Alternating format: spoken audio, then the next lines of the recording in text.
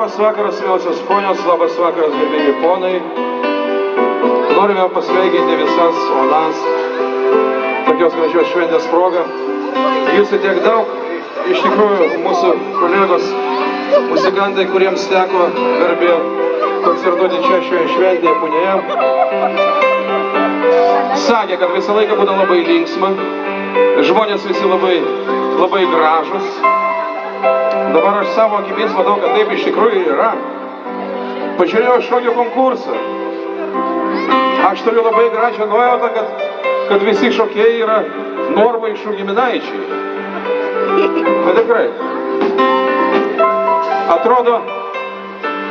Atrodo, kad šį sezoną man teks truputėlį teisėjauti V3 projektą Šok su manimi. Aišku, aš ten būsiu pakviestas ne dėl to, kad vertint šokis, dėl to, kad šokis aš nieko nenusimanau, bet dėl to, kad pasakot anekdotus. Bet čia nesvarbu. Bet aš jau dabar įsivaizduoju, kaip turi atrodyti tas konkursas.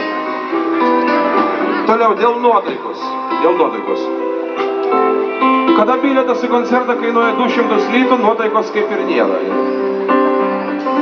Kada bilietas kainuoja 30 litų, nu, kaip ir neblogai. Na, bet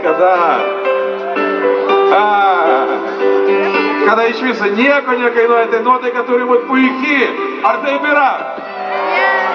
Taip, aš matau, kad taip yra ir pirma daina, kurią mes šį vakarą jums ketiname padovanoti. Tai yra grupės Rondo vizitinė kortelė. Tai yra daina pavadinimu Aukštumos.